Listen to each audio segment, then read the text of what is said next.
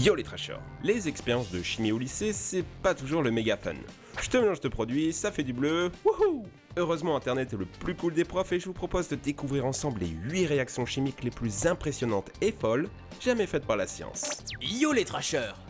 Le serpent de Pharaon. On commence en beauté avec une expérience chimique si impressionnante que lorsque vous la voyez pour la première fois, vous pensez qu'il s'agit de magie. D'ailleurs, le nom est carrément mystique, le serpent de Pharaon. Je vous laisse admirer l'horreur.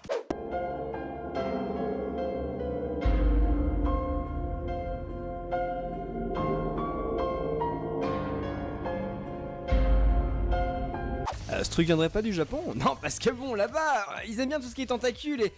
Non mais attends, laisse-moi finir ma blague, mais arrête.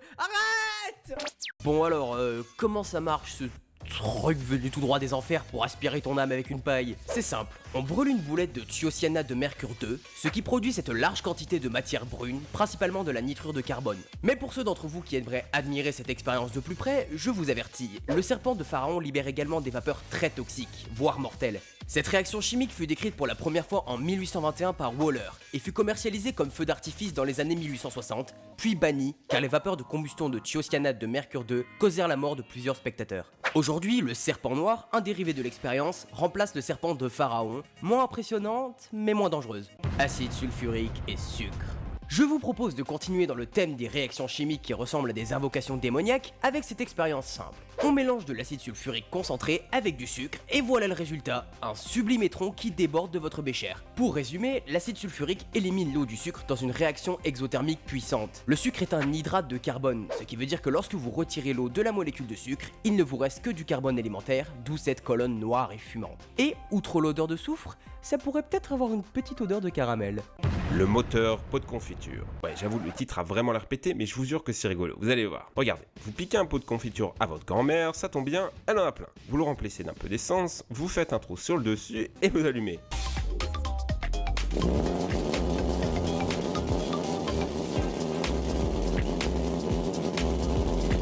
Et voilà, votre susdite grand-mère va débarquer dans le vestibule en pensant que vous y avez garé votre moto. En fait, ça fonctionne globalement de la même manière qu'un moteur, mais en moins contrôlé. Il s'agit en fait d'une succession de suppression-dépression. Le gaz combustible prend la place et chasse l'air à l'extérieur. Ensuite, quand il n'y a plus d'oxygène, la combustion diminue et le gaz refroidit. Cela engendre un appel d'air et c'est reparti. D'ailleurs, je vais repasser mon permis confiture pour la 3e fois cette année.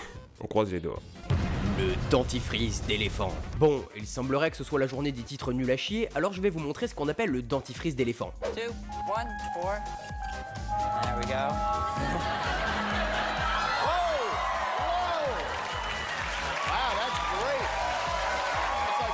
Cette réaction-là, elle est bonne enfant, vous pouvez la réaliser sans danger. Vous avez simplement besoin de savon, d'un peu d'iodure de sodium et de peroxyde d'hydrogène à 30%. L'iodure de sodium réagit avec le peroxyde d'hydrogène, dont la formule est H2O2, en enlevant un atome d'oxygène. Cela produit essentiellement de l'eau et du dioxygène, piégé dans le savon, qui fait ce gros tas de mousse coloré en jaune par l'iode. Mais vous pouvez faire plein d'autres couleurs en ajoutant simplement quelques gouttes de colorant alimentaire. Et toute allusion sexuelle concernant cette expérience sera sévèrement punie.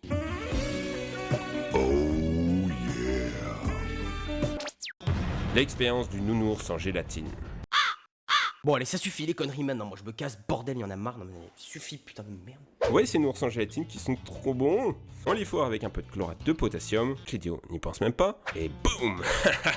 Ça c'est votre enfance. Pour résumer, la décomposition thermique du chlorate de potassium produit du chlorure de potassium et un excès d'oxygène, qui est suffisant pour enflammer le succulent bonbon. On a donc une combustion très rapide qui nous prouve qu'on peut transformer un truc très doux et innocent en un truc badass.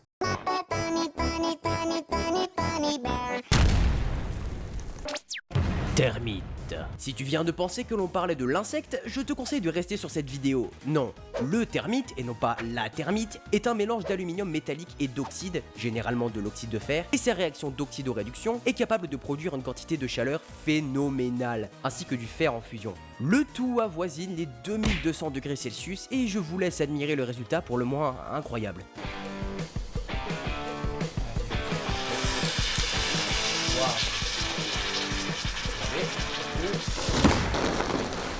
Donc voilà, si vous avez froid en hiver, laissez tomber le feu de bois, beaucoup trop mainstream et diablement moins efficace. Sodium dans l'eau. Simple mais efficace. On balance un bloc de sodium, ce métal mou, dans de l'eau, en l'occurrence un lac, et on a des explosions.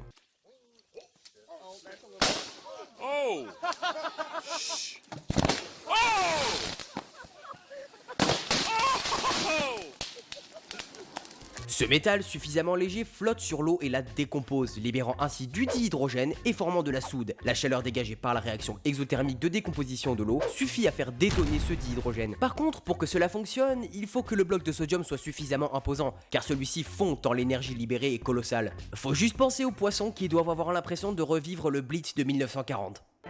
Les mains de feu. Bon, on retombe un peu dans le sérieux là. Cette expérience est à ne surtout pas reproduire à la maison car elle est aussi dangereuse que facile à faire. Si on vous dit de ne pas jouer avec le feu, il y a une excellente raison. Ne reproduisez pas cette expérience. Cette expérience permet de devenir une torche humaine et c'est vraiment impressionnant. De l'eau, du savon, on fait des bulles avec du gaz à briquet, on allume et ça donne ce truc complètement irréaliste où ce mec semble carrément avoir des super pouvoirs. En fait, l'eau présente va absorber une partie de la chaleur et protéger le corps, ce qui lui permet de tenir sa flamme sans douleur. C'est rigolo, mais c'est surtout pas le moment pour que ton nez gratte.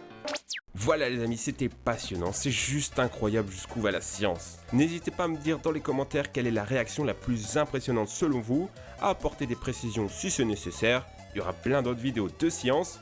Comme d'hab, les pouces bleus de l'amour, partagez la vidéo partout où c'est possible, abonnez-vous à nos chaînes. On vous fait plein de bisous. Ciao les amis.